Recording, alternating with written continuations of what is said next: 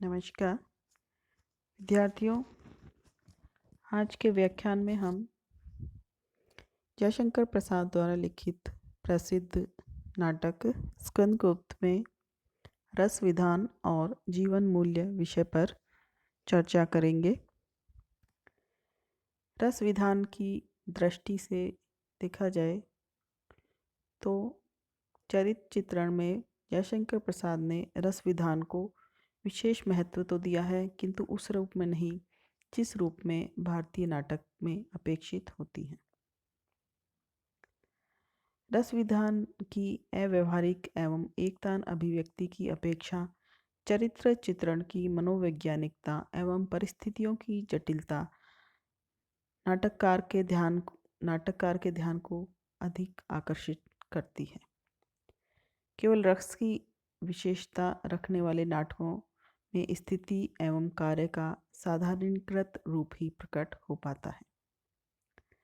प्रसाद के नाटकों को रस प्रधान इसलिए भी नहीं कहा जा सकता क्योंकि वे आदि से अंत तक किसी एक स्थायी भाव के केंद्र से ही संयोजित नहीं होते हैं, यानी किसी एक रस की उनमें प्रधानता देखने को नहीं मिलती है। केवल एक रस की प्रधानता वाले नाटककार चरित्रों के व्यक्तिगत मनोविज्ञान तथा विशेष सामाजिक परिस्थितियों के अंतर्भाव का ध्यान नहीं रख पाते हैं। वे पात्र के व्यक्तिगत द्वंद्व को भी प्रदर्शित करते हैं। रसवादी नाटकों के साधारणीकृत चरित्र चित्र में इस प्रकार की व्यक्तिगत विलक्षणता हमें देखने को नहीं मिलती है। प्रसाद नाटकों में रस को तो महत्व देते हैं, लेकिन उनके नाटक जैसे कि मैंने आपको बताया संस्कृत नाटकों की तरह रस प्रधान नहीं है। किसी एक प्रधान स्थायी भाव की इसमें प्रधानता नहीं है। रस को महत्व देने का तात्पर्य यहाँ सिर्फ इतना है कि उनके नाटक ना तो सुखांत हैं और ना ही दुखांत हैं, यानी एक भाव की प्रधानता नहीं है, इसीलिए प्रसाद के नाटकों को प्रसादांत कहा गया। अब यदि हम इसके संदर्भ में चरित्र चित्रण को देखें तो प्रसाद के नाटकों में चरित्र चित्रण का जो आधार है वो विरोध है। कोई स्थूल विरोध नहीं है, बल्कि चरित्र का व्यक्तिगत विशिष्टता से उत्पन्न सूक्ष्म विरोध है। एक पात्र का दूसरे पात्र से विरोध का आधार चारित्रिक विषमता ही है, यानी दो व्यक्तियों के चरित्र अलग अलग हैं, इसलिए उनमें आपस में परस्पर विरोध है।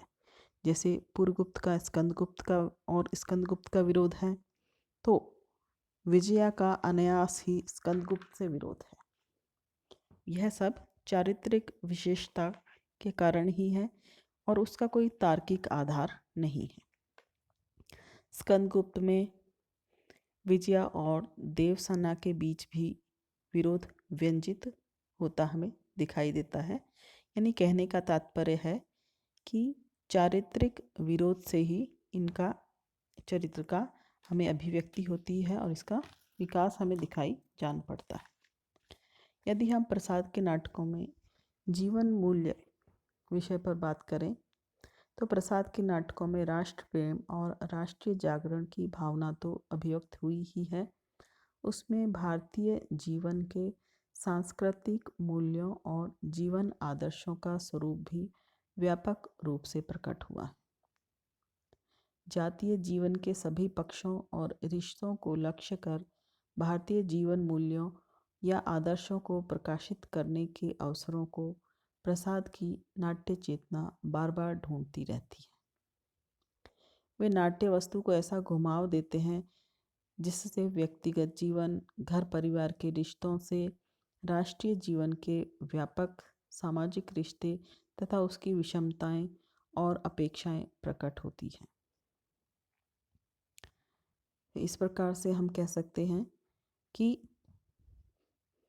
स्कंदगुप्त नाटक में विदेशी आक्रमणकारियों से मुक्ति इसलिए प्राप्त की क्योंकि उसके मन में राज्य प्राप्ति की लालसा नहीं थी, वरन राष्ट्र की सेवा और उसे दासता से मुक्त कराने की उसकी इच्छा थी।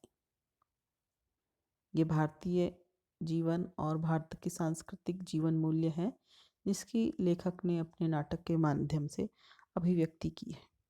इसी के लिए स्कंदगुप्त ने विभिन्न समुदायों और प्रांतों को एकजुट करने का कार्य किया। प्रसाद के इस नाटक में इतिहास का यह चित्रण वर्तमान समय की चुनौतियों से प्रेरित था। देश में राष्ट्रीय चेतना के विस्तार के लिए जरूरी था कि लोग धर्म, क्षेत्र, भाषा और जातिगत भेदभाव से ऊपर उठें। बौद्ध और ब्राह्मण के कलह का लाभ जिस प्रकार हूणों ने उठाया, वैसा ही लाभ हिंदू मुस्लिम कलह का अंग्रेज उठा रहे थे। राष्ट्रीय चेतना के इसी संदर्भ का विश्लेषण हमें इस नाटक में देखने को मिलता है। विदेशी आतताइयों से राष्ट्र को मुक्त कराने की जो सफलता स्कंदगुप्त को हासिल होती है, इसके बावजूद उनके जीवन में एक अवसाद अंत तक बना रहता है। एक तरह की नियति पहले से निश्चित होती है। नियति का प्रभाव प्रसाद के नाटकों में हमें दिखाई देता है, जिसकी चर्चा हम इससे पूर्व के व्याख्यान में कर चुके हैं। चूँकि स्कंदगुप्त राज्य अपने भाई पुरगुप्त को सौंप देता है, तो इसलिए हम कह सकते हैं कि ये नाटक ना तो सुखांत है और ना ही दुखांत, बल्कि इसको एक अलग नाम दिया जाता है, जैसे कि प्रसाद के नाटकों को ये प्रसादांत है। और इस नाटक में भारतीय जीवन के सांस्कृतिक मूल्यों और जीवन आदर्शों की अभिव्यक्ति पूर्ण रूप से देखने को मिलती है।